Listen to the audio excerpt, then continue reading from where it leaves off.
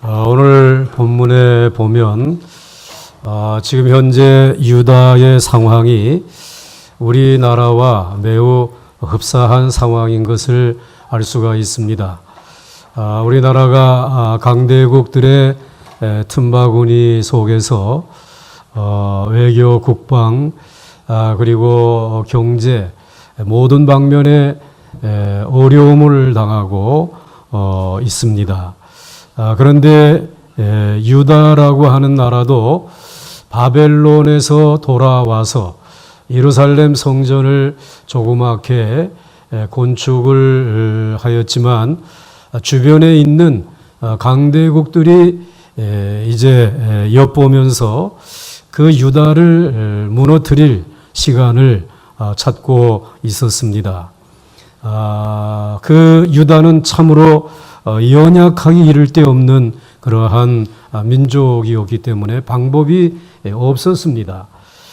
그렇지만 하나님께서 오늘 말씀을 통하여 여호와 하나님이 함께 하시면 너희들의 나라가 든든하게 지켜질 것이고 뿐만 아니라 더 나아가서 너희들은 뜨거운 화로 불과 같이 너희의 그 뜨거운 그 불이 온 세계로 퍼져나가면서 그들을 이방 민족 강대국들을 사루게 될 것이다 라고 하는 약속의 말씀을 해 주시고 있습니다. 오늘 첫째로 심령을 지으신 하나님께서 그렇게 하실 것이다 라고 말씀을 하십니다. 오늘 1절 말씀을 보시면 이스라엘에 관한 여호와의 경고의 말씀이라. 여호와 곧 하늘을 펴시며 땅에 터를 세우시며 사람 안에 심령을 지으신 이가 이르시되 라고 말씀을 하고 있습니다. 지금 유다의 형편은 눈에 보이는 강대국들에 의한 어려움입니다. 그런데 이 어려움을 극복하시는 하나님께서 이 유다 백성들의 심령을 지으신 하나님이시다 라고 말씀을 해주시고 있습니다. 오늘 눈에 보이는 이 외적을 막아내는 데에 무슨 이 심령이라고 하는 것, 이 마음이라고 하는 것이 무슨 도움이 될까 이러한 생각을 가질 수가 있지 않습니까? 그런데 하나님은 이제 경고하면서 심령을 지으신 하나님이시다 라고 말씀을 해 주시고 있습니다. 이러한 말씀을 해 주시는 이유가 있습니다. 우리 모두는 이 세상을 살아가면서 눈에 보이는 것에 의해서 우리는 인생을 살아가고 있습니다. 돈 또는 물질, 오늘 이 세상에 있는 권력, 지식, 이러한 것에 의해서 세상이 움직여져 가고 있는 줄로 알고 있는데 하나님은 아니라는 것입니다. 하나님은 우리의 심령을 지으시고 사람의 심령에서부터 모든 문제를 이끌어 가시고 또 하나님의 놀라운 구원의 역사를 이루어 가시는 것을 우리에게 알려주시기 위해서 오늘 서두에 이렇게 말씀해 주시고 있는 것입니다. 그래서 여러분들 오늘 1절 말씀을 다시 이제 보시게 되면은 오늘 이스라엘에 관한 여호와의 경고의 말씀이라. 여호와 곧 하늘을 펴시며 땅에 터를 세우시며 사람 안에 심령을 지으신 이가 이르시되 라고 말씀을 하고 있습니다. 여러분들 믿지 아니하는 사람들은 심령의 세계를 중시하지 아니하고 눈에 보이는 세계만을 전부로 생각합니다. 그래서 가능한 한 눈에 보이는 것들을 많이 움켜쥐려고 합니다. 그래서 제일 먼저 돈, 그리고 이 세상의 지식, 그리고 이 세상의 권력, 이것을 움켜쥐는 사람이 가장 복받은 사람이고 강한 사람이라고 생각을 합니다. 그러나 성경은 그렇게 말하고 있지 않습니다. 히브리서 11장 1절 말씀에 보게 되면 믿음은 바라는 것들의 실상이요 보지 않는 것들의 증거니 라고 말씀하고 있습니다. 사람들은 눈에 보이는 세계를 실체로 생각하지만 그러나 성경은 그것이 그림자요 실체가 아니다. 실상이 아니다. 오히려 눈에 보이지 아니하는 하나님과 그분의 말씀이 실체요 실상이라고 말씀을 해주시고 있습니다. 그러니까 세상에 좋은 것들을 움켜쥐었다고 하더라도 그것은 실체를 움켜쥔 것이 아니라 그림자를 움켜쥐고 있는 것입니다. 역으로 말해서 여러분들이 오늘 여기에 나오실 때에 혹시 눈에 보이는 많은 것들을 잃어버리고 그것 때문에 상한 마음을 가지고 나왔다고 할 때에 여러분들은 실체를 잃어버린 것이 아니라 여러분들이 잃어버린 것은 그림자를 잃어버린 것입니다. 그러므로 여러분들이 낙심하지 마시고 여러분의 인생의 실체는 눈에 보이지 아니하는 하나님이시고 하나님의 말씀을 믿는 믿음인 줄 기억하시면서 여러분의 심령 속에 하나님의 말씀을 붙들고 살아가는 귀한 신앙이 충만할 수 있기를 주의 이름으로 간절히 축원합니다. 그래서 오늘 이제 세상에 좋은 것들을 움켜쥐었다고 하더라도 그것은 실체를 움켜쥔 것이 아니라 그림자를 움켜쥐고 살아가는 것입니다. 그래서 오늘 1절 말씀을 이렇게 말씀해 주시고 있습니다. 이스라엘에 관한 여호와의 경고의 말씀이라. 여호와 곧 하늘을 펴시며 땅에 티끌을 세우시며 사람 안에 심령을 지으신 이가 이르시되. 그런데 오늘 사람의 심령을 지으신 하나님이 오늘 경고하면서 말씀해 주시는 이유가 무엇입니까? 오늘 하나님이 우리의 눈에 보이는 아름다운 하늘과 땅을 창조하셨습니다. 그리고 하나님은 거기에서 멈추지 아니하시고 오늘 우리의 심령에 우리의 이 마음속에 이 아름다운 심령을 창조하셨습니다. 그런데 오늘 이 아름다운 심령이 본래부터 아름다운 것이 아니라 오늘 사실은 흑암으로 가득 찬 세상이었고 그냥 흙으로 뒤덮인 황폐했던 그러한 마음이었습니다. 그런데 하나님이 하늘을 아름답게 그리고 땅을 아름답게 만드신 하나님께서 하나님의 능력으로 우리의 심령을 아름답게 그래서 풀도 심으시고 그리고 거기에서 이제 식물이 자라고 꽃이 피고 나무가 자라고 열매가 맺히는 아름다운 심령으로 만들어 주신 줄 믿으시기를 바랍니다.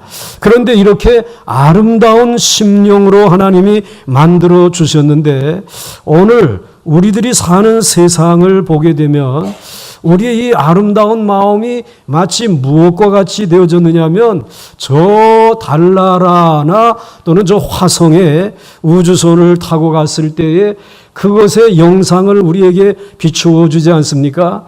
우리 상당히 기대하고 달나라에 가게 되면 그 하늘에 있는 저 화성에 가게 되면은 얼마나 아름다울까 이런 생각을 했는데 아름답기는커녕 정말 황폐하기 이를 데 없는 그러한 그 달과 그리고 화성과 우주를 우리들이 바라봅니다.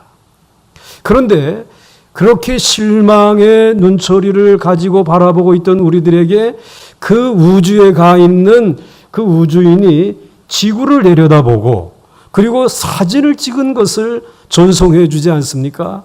그런데 그 지구를 찍어서 전송해 준 사진을 보게 되면 이건 얼마나 아름다운지 하늘과 그리고 땅과 땅에는 수많은 수목과 아름다운 그러한 꽃과 그리고 산과 산 사이로 흐르는 냇물과 그리고 그 냇물이 강물을 이루고 그리고 바다로 흘러들어가서 푸르른 그 바다를 이루고 있는 아름다운 지구를 바라다 볼 때에 정말 아름답다라고 하는 찬송이 우리의 심령에서 울려 퍼지지 않습니까?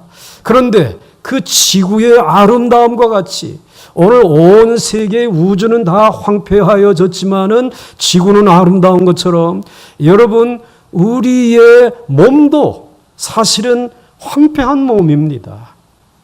정말 얼마나 추한 그런 몸인지 모릅니다. 그런데 하나님께서 우리의 심령을 지구를 아름답게 만들어 주신 것처럼 오늘 우리들의 심령을 가장 아름답게 하나님이 지으신 줄 믿으시길 바랍니다.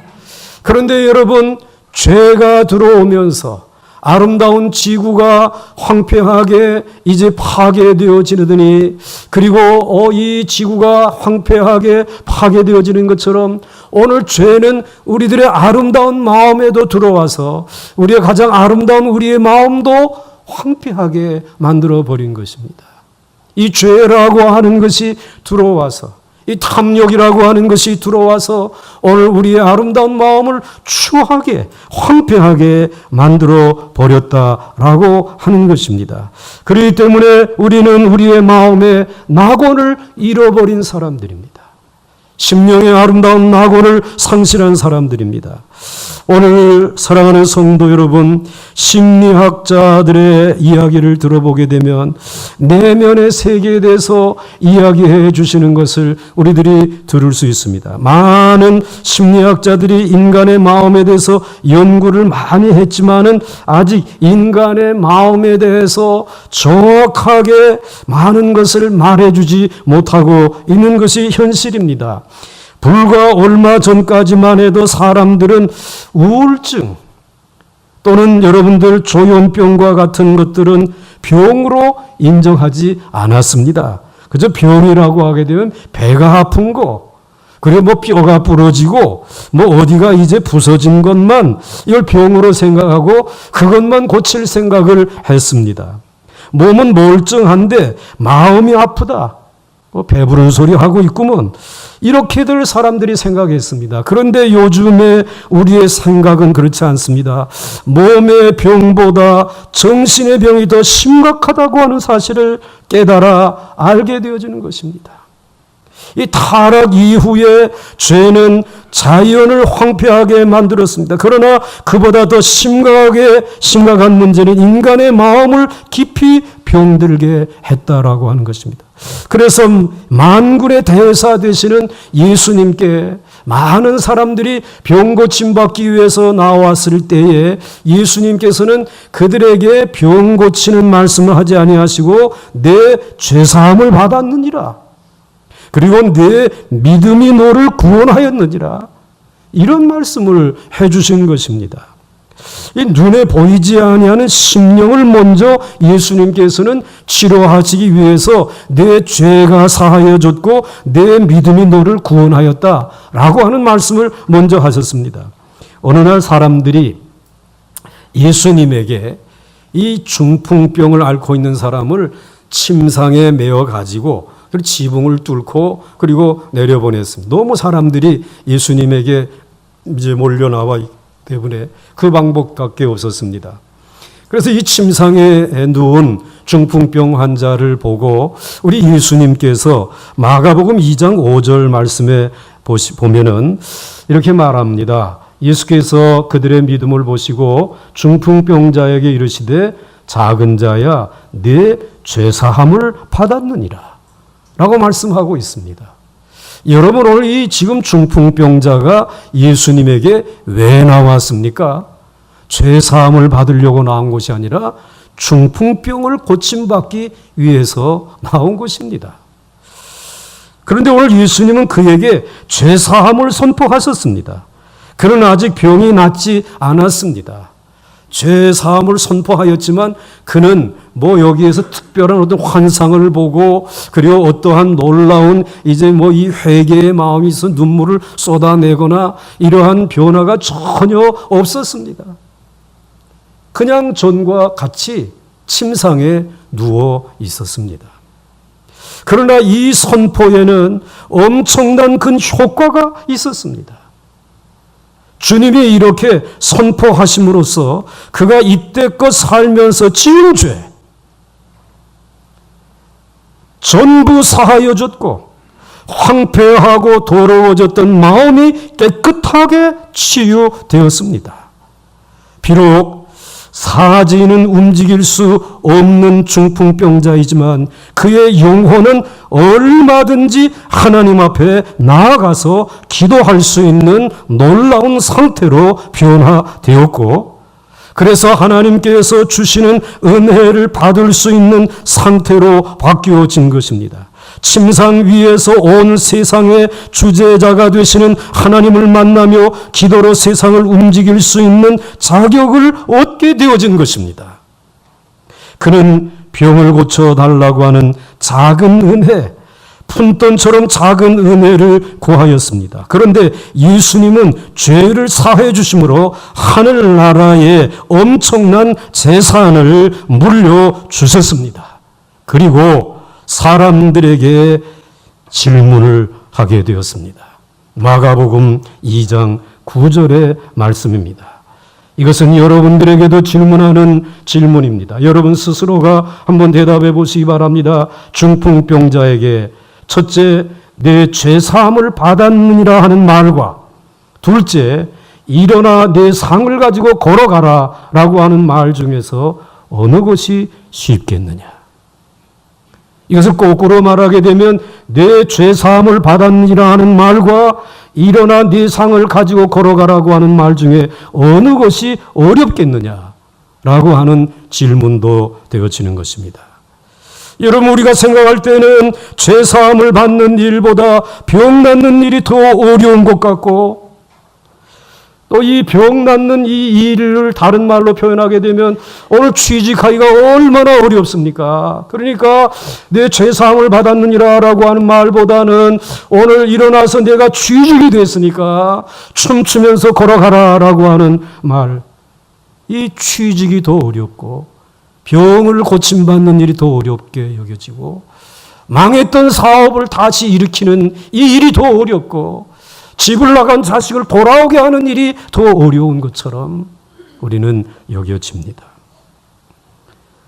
그런데 여러분, 우리가 생각할 때는 죄사함 받는 일보다 이런 것들이 더 어려운 것 같아서 이제 정말 좋은 이와 같은 그런 일들이 내게 일어나기 위해서 하나님 앞에 기도하고 또 기도하는데 그대로 이루어지지 않잖아요. 병이 낫지도 않고 취직이 되지도 아니하고 또 뭐 그렇다고 해서 뭐 이제 이 망했던 사업이 다시 일어서게 되어지는 것도 아니고 이게 되지 않기 때문입니다. 그러나 여러분, 오늘 그것이 더 어려운 것이 아니라 정말 어려운 것, 더 중요한 것은 죄가 사하여지는 것이다라는 사실을 주님은 우리에게 지금 말씀하고 있는 것입니다. 그러나 오늘 죄사함 받고 마음의 치료를 받는 것이야말로 세상에서 가장 어려운 일입니다. 한 사람이 예수님 앞에 나가서 제가 지금까지 정말 교만하게 살아왔습니다. 제가 정말 어리석게 살았습니다. 눈에 보이는 것이 전부요. 눈에 보이는 유명한 자가 내게 큰 자요. 정말 내게서 이 세상에 살면서 얼마나 어리석게 살아왔는지 모릅니다. 제가 지금까지 정말 교만했습니다. 하나님을 무시하면서 하나님의 말씀을 이제 무시하면서 하나님의 거룩한 교회에 예배를 드리는 일을, 기도하는 일을 적은 일로 생각하면서 살아왔습니다. 저의 삶은 죄 덩어리 그 자체였습니다 라고 고백하게 되는 것이야말로 세상에서 가장 어려운 일입니다. 그게 가장 어려운 일이란 말이에요. 사랑하는 성도 여러분, 죄사함을 받는다라고 하는 것은 하나님과 끊어진 관계가 완전하게 회복되어졌다는 말이죠. 이제 죄가 우리 인격에 끼친 독소들, 그 죄가 우리의 악한 생활 습관으로 찾아왔던 모든 것들, 이러한 것들이 다 내게서 떠나게 되어졌다라고 하는 말이죠.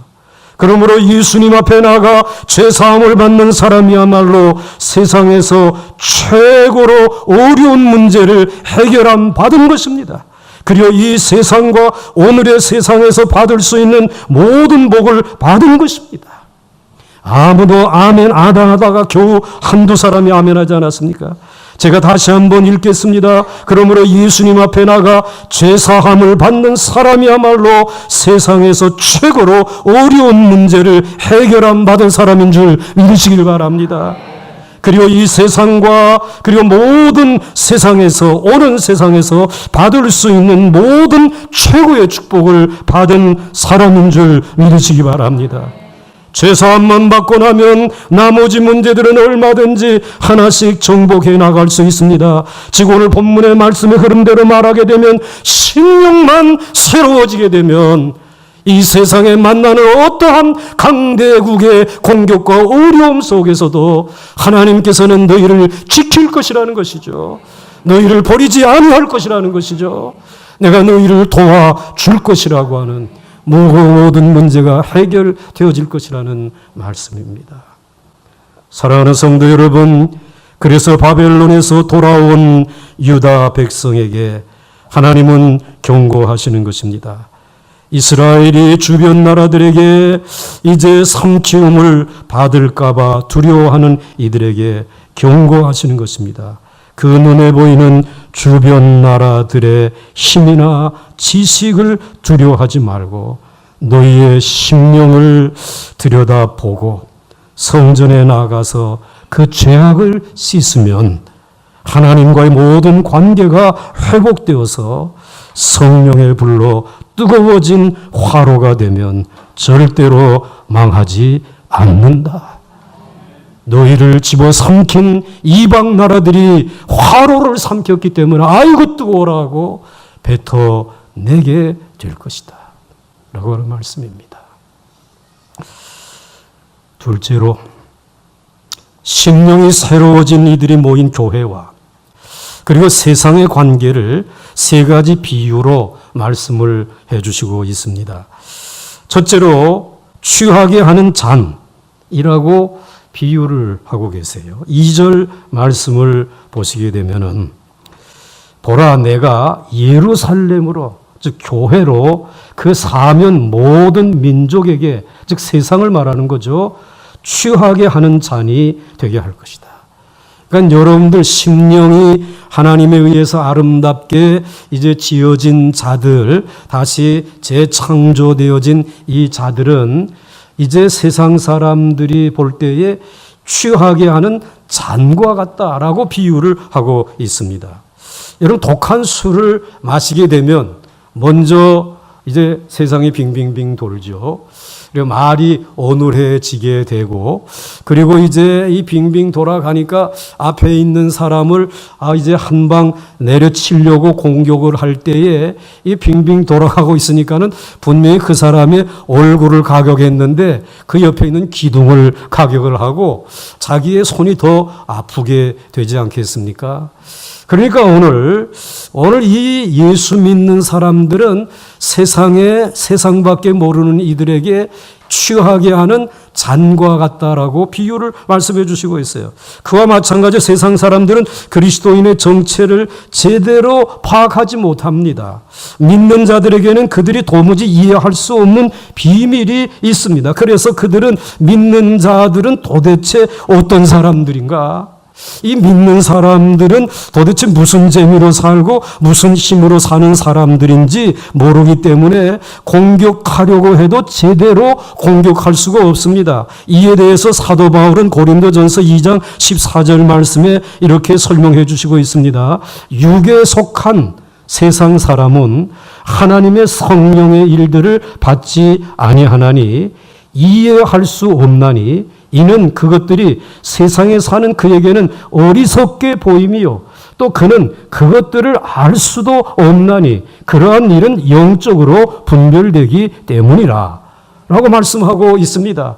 눈에 보이는 것만이 전부인 줄로 알고 살아가는 세상 사람들은 오늘 교회에 나가서 아니야 이 심령을 지으신 하나님이 이 영적으로 이 세상을 지금 지배하고 다스리고 있다라고 말을 하게 되면은 그 쓸데없는 얘기 하지 마라.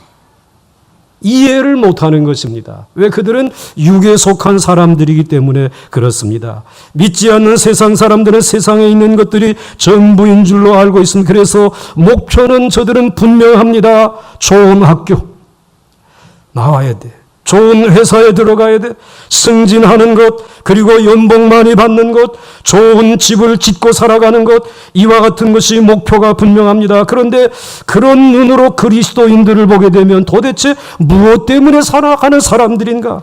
세상적으로 아주 좋은 기회가 왔는데도 하나님의 뜻이 아니라고 하면서 포기하는 사람들이 있습니다.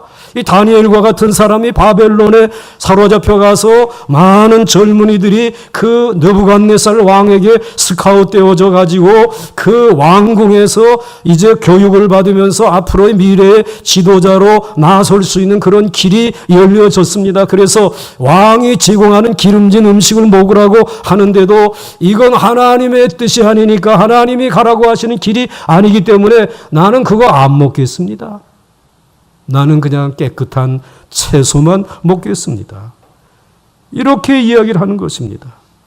또 고생할 것이 뻔한 줄 알면서도 일부러 고생하는 길을 선택합니다. 지금 느부갓네살 왕 앞에 무릎을 꿇어야 되고, 그리고 그 금신상 앞에 절을 해야 된다라고 합니다. 그렇지 아니하면은 이제 뜨거운 풀무불 속에 던지고 사자골 속에 던진다라고 하는 것 뻔히 알면서도 나 그 길을 걸어간다라고 걸어가는 사람들이 영적으로 하나님께서 심령을 지음받은 사람들이, 그 훌륭한 대학을 나오고 그리고 훌륭한 박사님들이 그 모든 것을 다 던져버리고 신학대학에 가서 전도사가 되겠다고 나서는 이들이 얼마나 많지 않습니까?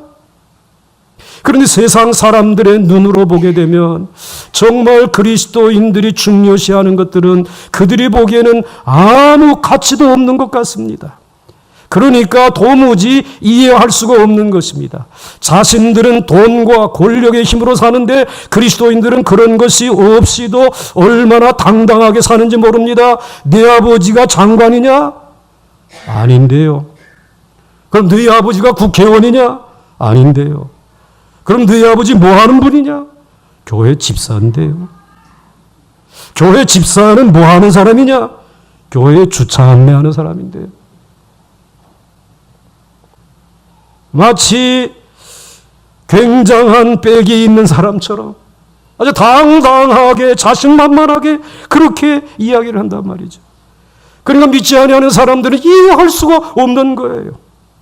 또 조금 전까지만 해도 병든 닭처럼 비실거리던 사람이 예배 한번 드리고 나게 되면 사자처럼 힘을 내는 것을 볼 때 얼마나 헷갈리는지 몰라요. 왜 헷갈립니까? 성령의 능력을 알지 못하기 때문이죠. 육에 속한 사람은 성령의 일들을 이해할 수가 없기 때문입니다. 그리스도인들은 말씀을 듣지 못하거나 또는 죄에 빠지거나 교만해지면 힘을 잃는 사람들입니다. 그러나 말씀을 듣고 죄를 통회하고 나면 다시 성령의 능력으로 충만해지는 사람들입니다. 특히 그들은 환난과 핍박을 받을 때일수록 더 큰 기쁨을 누리고 어려움이나 시련이 닥칠수록 더 큰 힘을 얻습니다. 그럴 때에 성령이 더 충만히 부어지기 때문인 줄 믿습니다. 사람들은 그것을 이해하지 못하는 것입니다. 그래서 2절 말씀에 이렇게 기록하고 있습니다. 보라, 내가 예루살렘에서 그 사면 하나님을 모르고 영적인 세계를 모르는 모든 민족에게 어떻게 하는 잔이 되게 할 것이다. 취하게 하는 잔이 되게 할 것이다. 믿지 않는 사람들이 볼 때 이상하게 보이는 사람들이 저와 여러분들입니다. 마치 술에 취해서 헷갈린 사람처럼 되는 것입니다. 마치 술에 취한 헷갈린 사람들이 오늘 이 시대를 살아가고 있는 것처럼 보이는 것입니다. 오늘 여러분들은 영에 속하여 살아가기 때문에 오늘 세상에 내놓으라 하는 사람들이 여러분을 보고 헷갈려 할 수 있는 영적인 권세가 있기를 주의 이름으로 간절히 축원합니다. 그 다음에 무거운 돌이라고 비유해 주시고 있어요. 오늘 3절 말씀을 보시게 되면 그날에는 내가 교회라는 예루살렘을 세상이라고 하는 모든 민족에게 무거운 돌이 되게 하리니 그것을 드는 모든 자는 크게 상할 것이라. 천하 만국이 그것을 치려고 모이리라 라고 말씀하고 있어요. 그러니까 여러분 심령이 새롭게 하나님에 의해서 지음바 되어진 영에 속한 사람들은 오늘 이 시대에 하나님이 놓으신 어마어마한 돌과 같다라고 말씀하고 있습니다. 저 돌, 저거 귀찮은 돌들 저거 좀 치워버리자. 우리의 가정에서 치워버리자. 우리 사회에서 치워버리자라고 하지만은 이 돌을 치울 수가 없어요. 이 돌은 왜 치울 수가 없느냐? 이 돌의 뿌리는 세상의 끝이고 이 돌의 끝은 하늘에 닿았기 때문인 줄 믿으시길 바랍니다. 그러므로 치울 수가 없는 것입니다. 이 커다란 이 돌들은 치울 수가 없어요. 이것을 잘 해석해 주신 분이 예수 그리스도이시죠. 그래서 예수 그리스도께서 이렇게 말씀하고 있습니다. 이제 누가복음 20장 18절 말씀해 주시기를 무릇 이 돌 위에 떨어지는 자는 깨어지겠고 이 돌이 사람 위에 떨어지면 그를 가루로 만들어 흩으리라 하시니라. 아멘. 예수 그리스도는 어마어마한 돌인 줄 믿으시길 바랍니다. 그래서 이 돌이 떨어지는 그 자는 그 돌에 맞은 자는 깨어지고 부서질 것이라는 것입니다. 그래서 이 예수 그리스도가 이렇게 육어 볼 때 육신적으로 볼 때는 너무 힘없는 예수 아니에요. 가시관을 쓰시고 그저 이 초라한 흰 옷을 입으시고 피 흘리면서 십자가로 나아가시는 그 예수 그리스도 육의 눈으로 보게 되면 보잘것없는 세상 죄를 지고 가는 그냥 종에 불과한 것이지. 그러나 여러분 영의 눈으로 보게 되면 이분은 어마어마한 움직일 수 없는 돌인 줄 믿으시기 바랍니다. 그래서 이 돌을 깨트리기 위해서 십자가에다 못 박았지만 십자가에 못 박는 로마 정부가 깨어지고 유다의 율법주의자들이 깨어지고 부서지고 말았어요. 그리고 그 예수 그리스도를 믿는 이들이 2000년 동안 하나님의 거룩한 교회에 모여서 하나님의 말씀을 붙들고 하나님을 의지하고 살아가면서 모이는 그들을 어떻게 해서든지 없애기 위하여 거룩한 주의 날 이제 안식일이라고 7일마다 이제 이와 같이 안식하는 그 날들을 바꾸기 위해서 우리의 소득이 줄어드는데 일에 7일마다 쉬면 안 되지 않겠느냐. 나가서 7일이 아니라 열흘이라도 일해야 되지 않느냐. 그래가지고는 이 안식일을 이 로마 정부가 10일마다 한 번씩 바꾸었는데 먼저 믿지 아니하는 사람들이 주일날 쉬는 데에 중독되어지면서 다시 7일로 돌아가자. 바꿀 수 없는, 깨트릴 수 없는 돌이 2000년 동안 여러분 여기까지 이어져 내려온 것입니다. 이 돌을 깨려고 하는 사람들은 자신이 깨어지고 말았습니다. 여러분 하나님의 말씀을 부인하지 마시기 바랍니다. 하나님의 거룩한 교회의 성도들의 예배를 여러분 조롱하지 마시기 바랍니다. 이것을 여러분들 하찮은 것으로 여기지 마시기 바랍니다. 인생의 시작과 마지막과 모든 것은 언제든지 이 움직일 수 없는 어마어마한 돌이 있다고 하는 사실을 기억하면서 그곳에 여러분들의 피난처를 삼을 수 있기를 주의 이름으로 축원합니다. 그리고 하나님께서 여기에 도전하는 이들은 여지없이 깨트려 버리셨다라고 하는 사실입니다. 모든 권력이 이 돌 앞에 깨어졌고 모든 지식이 이 돌 앞에 부끄러움을 당하게 되었고 이 돌 앞에 모든 돈들은 휴지 조각이 되고 말았습니다. 사랑하는 성도 여러분, 오늘 3절 하반절 말씀에 있는 그대로 이 돌 위에 떨어지는 자는 깨어지겠고 이 돌이 사람 위에 떨어지면 그를 가루로 만들어 흩으리라. 여호와 하나님에게로 만세 반석이 되시는 그분에게로 돌아올 수 있기를 주의 이름으로 축원합니다. 이렇게 취하게 하는 잔으로 비유하고 있어요. 심령이 새로워진 성도들을 가리켜서 오늘 이와 같이 움직일 수 없는 거대한 돌로 비유하고 있어요. 그리고 또 한 가지는 하나님이 돌보는 자로 비유하고 있습니다. 3절 하반절로부터 4절까지의 말씀을 보시게 되면 이렇게 말씀하고 있습니다. 3절 하반절 말씀에 천하 만국이 영에 속한 교회 그것을 치려고 모이리라. 계속해서 하나님의 거룩한 교회를 이제 공격하고 예루살렘을 공격하려고 저들이 모일 것입니다. 그러나 여호와가 말하노라 그날에 내가 모든 말을 쳐서 놀라게 하며 그 탄자를 쳐서 미치게 하되 교회라 불리는 유다 족속은 내가 돌보고 돌보되 영원히 돌보고 모든 민족의 말을 쳐서 눈이 멀게 하리라. 무엇에 비유하고 있어요? 내가 돌보는 자라고 비유하고 있어요. 아무것도 아닌 자 같은데 내가 돌보는 자라는 것이. 그래서 말을 탄 이들이 전차를 몰고 와서 너희들을 공격해도 두려워하지 말라라는 것입니다. 그와 같은 놀라운 역사가 언제 일어났습니까? 출애굽하는 과정에 홍해를 앞에 놓고 있는 이 이스라엘 백성들을 추격하던 이 바로의 군대, 그 마차들, 얼마나 힘있고 얼마나 능력 있는 말들이고 그리고 얼마나 최신식의 첨단 전차들 아니었습니까? 그런데 이 하나님께서 이 하나님의 택한 백성들을 돌보고 계시기 때문에 이 말들이 더 이상 가까이 올 수 없었고 이상한 힘에 의해서 저들의 전차에 바퀴가 빠져나가게 되고 그리고 이 모든 이 무리들은 물속에 수장되어지는 이런 엄청난 역사들이 일어나지 않았습니까? 여러분 오늘 이 민족이 이 미국과 중국과 그리고 일본과 그리고 저 북한이라고 핵을 가진 이 나라의 틈바구니 속에 있는 우리나라가 여러분 우리들이 가지고 있는 국방력으로 경제력으로 이제 우리나라도 이제는 이제 수입이 이제 수출보다 더 많아지는 그런 나라 적자가 예상되어진다고 하지 않습니까? 어떻게 되어질 것 같습니까? 여러분 이러한 상황 속에서도 우리를 지킬 수 있는 것은 세상에 있는 군대가 아니라 미사일이 아니라 여러분 그것을 모든 미사일과 그리고 또 그 모든 레이더를 이제 하나님이 다 엉켜버리도록 역사하시는 하나님이 일어나실 때에 이 민족이 안전한 줄 믿으시기 바랍니다. 오늘 시간까지 하나님이 그렇게 이 민족을 지켜주셨다라고 하는 사실을 경고하면서 하나님께서 사람의 영을 지으신 그 하나님이 오늘 우리를 향하여 말씀하고 있는 것입니다. 세상 사람들이 너희를 술에 취한 잔과 같이 그리고 큰 돌과 같이 여기게 될 것이다.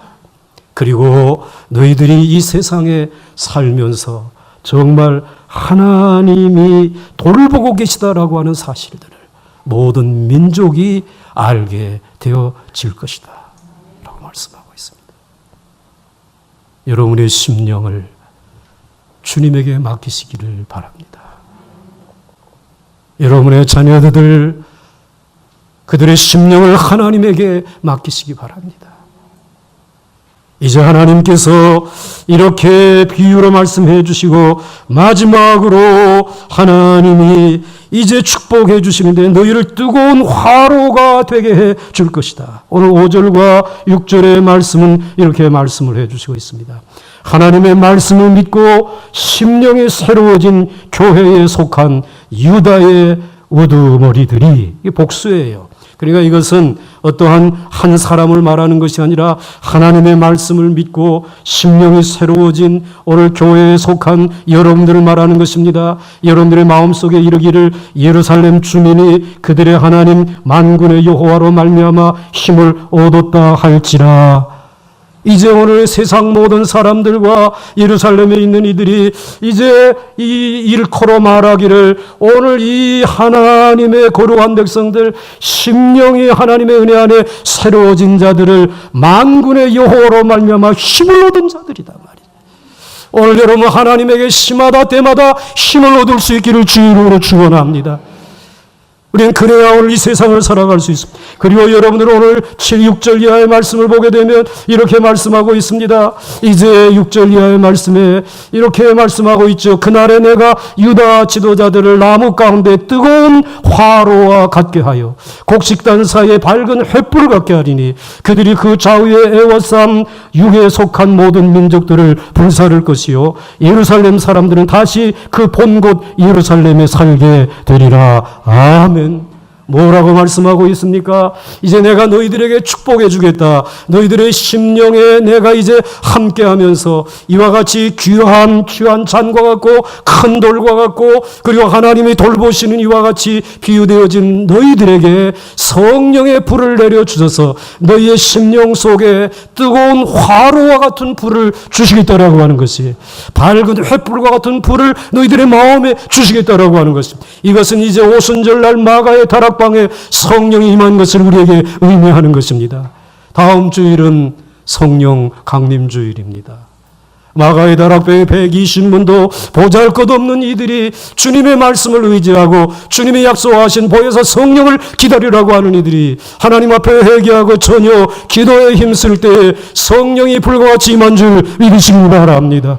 성령의 햇불과 같이 저들의 심령을 밝혀주신 줄 믿으시길 바랍니다. 이제 이들이 나아갑니다. 예루살렘으로 나아갑니다. 유다로 나아갑니다. 사마리아로 나아갑니다. 그리고 땅끝까지 나아갑니다. 많은 강대국들이 있었습니다. 그들이 이 복음 전하는 성령 충만한 이들을 삼켜보려고 하였지만 이 뜨거운 화로불과 같이 그들이 뜨겁기 때문에 삼켰다가 입을 틔울 수밖에 없잖아요.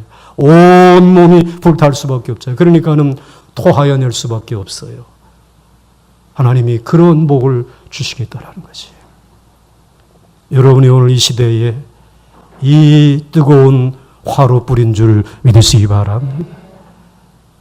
성령 강림주일 다음 주일이 여러분 그냥 교회 절기가 아니라 여러분들 정말 어려움으로 우겨 쌓인 여러분들의 삶 속에 하나님이 주시는 은혜의 축복의 능력의 시간인 줄 아시고 하나님 앞에 두 손 들고 나와서 여러분의 심령이 하나님의 은혜의 손에 의해서 새롭게 재창조되어질 수 있기를 주의 이름으로 축원합니다. 하나님은 여러분들을 오늘 이 시대에 정말 하나님께서 도우시는 자로 그리고 하나님께서 큰 돌로 깨지지 아니하는 돌로 이 세상을 혼축케 하는 취하게 만드는 잔으로 만들어 주실 줄 저희는 믿습니다. 그런 은혜와 함께 하시기를 주의 이름으로 축원합니다. 함께 찬송하겠습니다.